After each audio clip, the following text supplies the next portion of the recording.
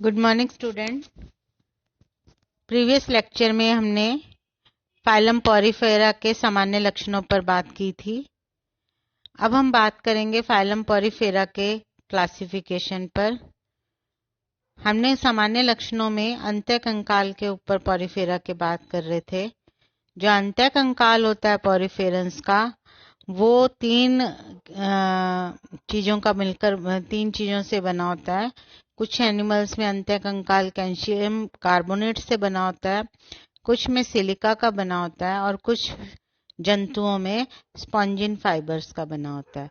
तो ये तीन प्रकार के अलग अलग मटेरियल से अंत्यकंकाल बना होने के कारण हम इसको तीन क्लास में डिवाइड करते हैं। पॉरीफेरंस को तीन क्लासेस में विभक्त करते हैं। ये जो पॉरीफेरंस होते हैं, इसको जो स्पॉन्जिस भी बोला जाता है कॉमनली। इनकी पहली क्लास होती है क्लास कैलकेरी। ये क्लास कैलकेरी को कैल्सीस्पॉन्जी भी बोला जाता है। सेकंड क्लास है क्लास हेक्साक्टिनिलिडा या हाइलोस्पॉन्जी भी बोलते हैं। थर्ड क्लास है क्लास डेमोस्पॉन्जी। तो पहले हम बात करेंगे क्लास कैलकेरी की। कैलकेरी शब्द ही जो आता है वो कैलकेरियस से बना हुआ है, जिसका मीनिंग है कैल्शियम। अर्थात इनका अंत्यकंकाल जो है कैल्शियम कार्बोनेट से बना होता है। इनमें जो कैल्शियम कार्बोनेट की जो कंटिकाएं पाई जाती हैं, इसलिए इनको चॉक स्पंज भी कहते हैं। यदि हम इनका वाटर वेस्कुलर सिस्टम या नाल तंत्र देखें तो ये एस्कॉन, साइकोन और ल्यूकॉन प्रकार का होता है। उदाहरण साइकोन है, इसमें ल्यूकोसेलेनिया, ग्रेशिया, स्काइफा, ल्यूसिया, क्लेथ्रीना इत्यादि है। अब सेकंड क्लास हम देखते हैं क्लास हेक्साक्टिनिलिडा, जिसे हम हाइलोस्पॉन्जी भी बोला है। हेक्साक्टिनिलिडा शब्द जो है, हेक्सा मतलब यानी छह, एक्टिन मतलब अरिये, छह अरिये किरण या इडिया सिरे से बना है। इसमें अंत्यकंकाल जो है वो 6 रे सिलिका कंटिकाओं का बना होता है, इसलिए इनको हेक्साक्टिनिलिडा में बोला है। इसको ग्लास स्पंज भी कहते हैं। ये केवल साइकोन प्रकार का वाटर वेस्कुलर सिस्टम या नाल तंत्र पाया जाता है। उदाहरण जो है यूप्लेक्टेला, ये बहुत ही कॉमन जापान में वीनस फ्लावर ऑफ बास्केट कहते हैं। ये जापान में वेडिंग गिफ्ट दिया जाता है। इसमें जो है वो कमेंसल करता है, तो इसलिए ये सैबोजिता दर्शाता है। दूसरा है हाइलोनीमा, जिससे बोलते हैं ग्लास रोप स्पंज भी कहते हैं। थर्ड है फेरोनीमा, इसको कटोरी नुमा स्पंज भी कहते हैं। थर्ड क्लास है डेमोस्पंजी। डेमोस्पंजी शब्द जो है डेमोस से लिया गया है, जिसका अर्थ होता है लोगों का स्पंज। इसमें अंत्यकंकाल जो होता है मुलायम या स्पंजिन तंतुओं का बना होता है। इनको बाथ स्पंज भी कहते हैं, अर्थात ये स्नान करने में यूज होता है।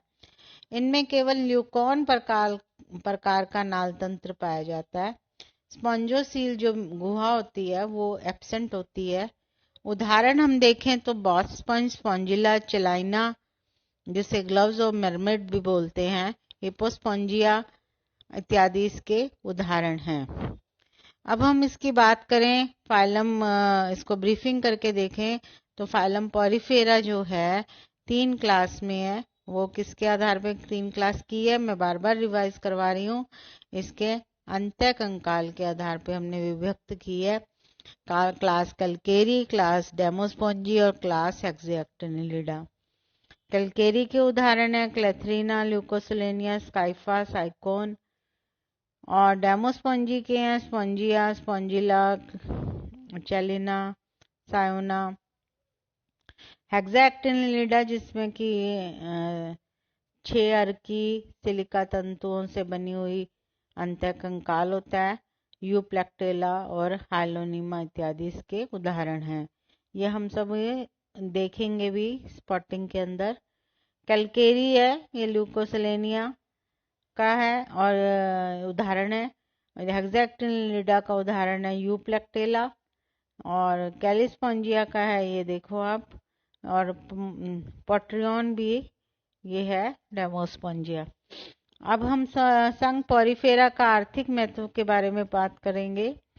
इसका आर्थिक महत्व है, पहला तो ये यूस्पोंजिया जो है बांस स्पंज, और स्पॉन्जिला जिसे फ्रेश वाटर स्पंज भी बोलते हैं, ये यूज होते हैं स्नान करने में। ये बने हुए किसके हैं? स्क्लेरोप्रोटीन के बने होते हैं। सल्फर युक्त होती है ये स्क्लेरोप्रोटीन, और इसको स्नान करने में किया जाता है, इसलिए इसका आर्थिक महत्व है। इसकी खेती की जाती है, कल्चर किया जाता है। दूसरा, स्पंज कीमती होने के कारण इन्हें पाला भी जाता है, जिसे स्पंज कल्चर या स्पंज संवर्धन भी हिंदी में बोलते हैं। ये जो सबसे कीमती है वो टर्किश बास स्पंज है, जिसे बोलते हैं स्पंजिया ऑफिसिथ्रुलिस। और स्पंजों का और भी हम आर्थिक महत्व देखें तो मैंने पहले भी बताया था, जापान में विवाह के अवसर पर यूप्लेक्टिला स्पंज को भेंट करते हैं, जिसके कॉमनली हम बोलते हैं वीनस फ्लावर ऑफ बास्केट। और जो क्लायोरग है ये सीपियों के कवच में छेद करके खोलों को नष्ट करता है। इस तरह से ये कुछ स्पंज हैं जो कल्चर किए जाते हैं, तो इनका आर्थिक महत्व है। इससे हाँ, आर्थिक का मतलब जहाँ उसको हम अपना रोजगार बना करके यूज कर सकते हैं, मनी को जनरेट कर सकते हैं। तो ये है आपका पॉरीफेरेंस के बारे में आज कंप्लीट लेक्चर हो गया। पॉरीफेरेंस का जनरल कैरेक्टरिस्टिक्स, सामान्य लक्षण और वर्गीकरण। इसी के साथ ही आज हम कल बात करेंगे सिलेंट्रिटा की। Thank you.